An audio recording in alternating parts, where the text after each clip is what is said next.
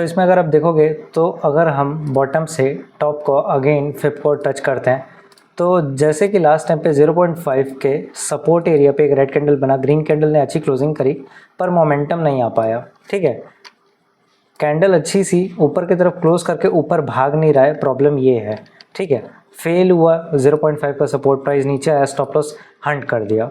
अब अगेन जब 0.6 पे इसको सपोर्ट मिला है, प्राइस ऊपर जाता है, दूसरे दिन रेड कैंडल, प्राइस वापस से कोशिश करता है ऊपर जाने की, फिर फोर्थ डे वापस से इतनी बड़ी कैंडल, तो प्राइस में अच्छा सा बुलिश मोमेंटम आ नहीं पा रहा है, बायर अच्छे से अपना पावर दिखा नहीं पा रहा है। और आज जिस तरीके से कैंडल ने क्लोजिंग की है, इस ग्रीन कैंडल को पूरा इंगल्फ कर लिया है, उससे ये लगता है कि सेलिंग का थोड़ा सा प्रेशर आज ज़्यादा है। साथ ही 25,000 के साइकोलॉजिकल लेवल के अप्रॉक्स मार्केट ने क्लोजिंग करी है अपनी। 1 आवर के टाइम फ्रेम में चलते हैं और वहाँ पर हम मार्केट का पहले बिहेवियर और स्ट्रक्चर को रीड करते हैं कि मार्केट में अभी ट्रेंड किसका चल रहा है। तो ट्रेंड है, इतने दिन से हम लोग बात कर रहे हैं lower highs and lower lows का। ठीक है, अब उसमें हुआ क्या कि प्राइस अपने लोअर लो को, ये जो रिसेंट में लोअर लो लगा, प्राइस उसको ब्रेक करके नीचे ना गया, प्राइस ऊपर प्रेशर बना। यहाँ पे जब ये लोअर लो के बाद ये लोअर हाई बनना चाहा तो लोअर हाई ब्रेक होके प्राइस ऊपर चला गया। ठीक है, तो यहाँ पे चेंज ऑफ कैरेक्टर थोड़ा सा दिख गया, पर प्राइस वापस से नीचे आ गया। तो क्या प्राइस को हम लोग वापस से डाउन तरफ ट्रेड करें? देखो, अगर मैं एक चीज़ आपको बताऊँ तो प्राइस ने पूरी तरीके से अपने स्विंग लो को ब्रेक नहीं किया है। स्विंग लो कहाँ पे अवेलेबल है? जस्ट 25,000 के साइकोलॉजिकल लेवल पे स्विंग लो, मतलब कि आपका हायर लो अवेलेबल है। अगर ये कल को ब्रेक हुआ तो हम ट्रेंड को डाउन तरफ के लिए वापस से देखेंगे, क्योंकि यहाँ पर अभी भी लेटेस्ट में कॉल बायर का स्टॉप लॉस अवेलेबल है। साथ ही प्राइस यहीं से अप तरफ गया था, यहीं से अप तरफ गया था, तो जाहिर सी बात है यहाँ पर शायद अगर किसी ने स्टॉप लॉस लगाया है तो लिक्विडिटी अगर आइडेंटिफाई हुई तो प्राइस नीचे जा सकता है।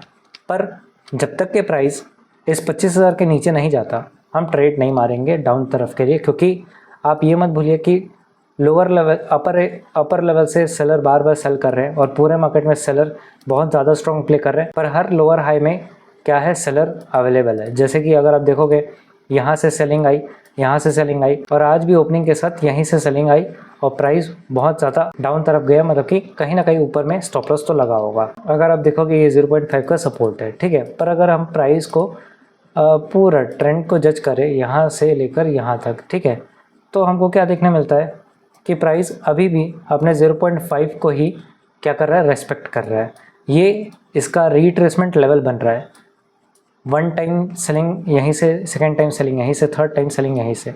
सेलर का स्टॉप लॉस इस लेवल पे, कौन सा लेवल है, 25,250 के लेवल पे अवेलेबल है और वो भी हाई अमाउंट में।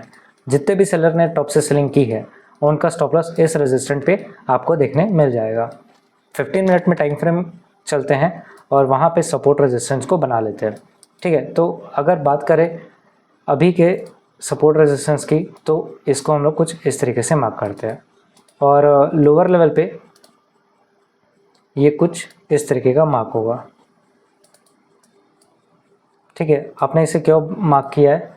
यहाँ से बाइंग, यहाँ से बाइंग, यहाँ से बाइंग, यहाँ से बाइंग, मतलब कि क्या, जब तक प्राइस इसके नीचे ना निकले तब तक ये नो ट्रेड जोन, और जब तक प्राइस ऊपर ना निकले तब तक ये no trade zone. Why? Because पूरे मार्केट ट्रेंड में आज जब मार्केट की अगर आप गिरावट को देखोगे तो इसे अगर टॉप से लो तक अगर मैं अटैच करूँ, ठीक है, स्विंग हाई से स्विंग लो, तो 0.5 का रीट्रेसमेंट वाला लेवल और रेजिस्टेंट लेवल इस सप्लाई जोन पे खड़ा हुआ है। 25,100 का अप्रॉक्स का ये राउंड फिगर का नंबर है, मतलब कि साइकोलॉजिकल रेजिस्टेंट है। यहाँ से रिजेक्शन आना चालू हुआ, फॉल यहीं से आया है, पर देखो फॉल आया पर पूरे दिन का ये लो प्राइस पे जो बायर का स्टॉप लॉस अवेलेबल है इस डिमांड जोन पे वो ग्रैब नहीं हुआ, मतलब कि यहाँ से बाइंग प्रेशर आ रहा है कहीं ना कहीं, और ये जब तक ब्रेक नहीं होता तब तक नो डाउन साइड ट्रेड। और जब तक प्राइस यहीं पे खुलता है तो पहले भी प्राइस ऊपर खुलता है, नीचे आ जाता है, नीचे ऊपर का ये सिलसिला, मतलब कि ये क्या है, ये वोलेटाइल रेंज हो जाएगा। कोई मतलब नहीं, थीटा डी के हो जाएगा, आपका जो ऑप्शन का प्रीमियम है वो ऐसे ही घट के आपको ज़ीरो के रूप में मिल सकता है। तो बड़ा मोमेंटम किस तरफ आ सकता है, बस आपको कुछ नहीं करना है। आपको पहले तो ये पता है कि ये अप साइड से डाउन साइड अगर मैं अटैच करूँ तो मुझे दिखने मिल रहा है कि यहाँ पे सेलर बैठा हुआ है, यहाँ पे भी उसका स्टॉप लॉस अवेलेबल है। ठीक है, 25,200 का साइकोलॉजिकल लेवल है, बहुत लोगों का स्टॉप लॉस यहाँ पास लगा हुआ है। साथ ही ये रेजिस्टेंट पे, क्योंकि हर बार सेलिंग हुई है यहीं से, तो इस सप्लाई जोन पे भी बहुत सेलर का स्टॉप लॉस अवेलेबल है। अगर 0.5 के ऊपर प्राइस निकलता है, ये लोग पैनिक में आके अपनी पोजीशन को स्क्वायर ऑफ करेंगे, ये भी डरेगा, जिसकी वजह से पैनिकनेस में एक बाइंग दिखेगी और क्या पता ये रेजिस्टेंट फिर फेल हो जाए और ब्रेकआउट ऊपर की तरफ हो जाए। ठीक है, ओनली जब ये लेवल के ऊपर प्राइस सस्टेन करे तो।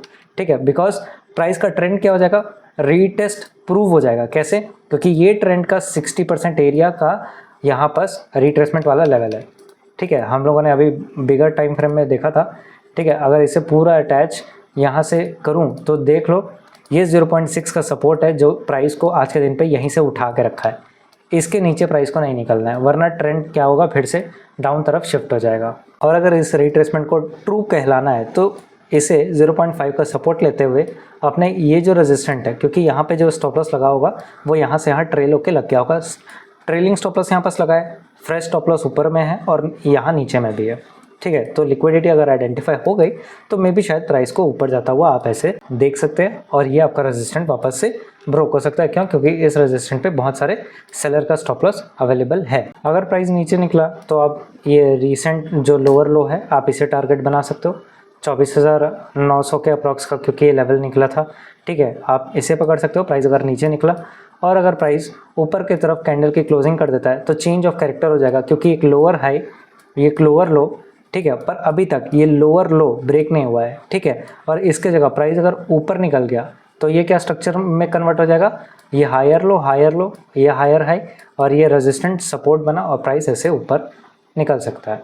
और ये नो ट्रेड जोन, इसके बीच ही अगर प्राइस पूरे दिन रहा तो आप सिर्फ वेट करोगे या तो अपसाइड का मोमेंटम ब्रेक हो या तो डाउनसाइड का मोमेंटम, या फिर यहाँ पे बायर का स्टॉप लॉस है, यहाँ पर ऊपर में सेलर का स्टॉप लॉस है। किसी एक का स्टॉप लॉस जब हिट होगा तो दोनों में से कोई एक ही जीतेगा। Okay, price action psychology clear है।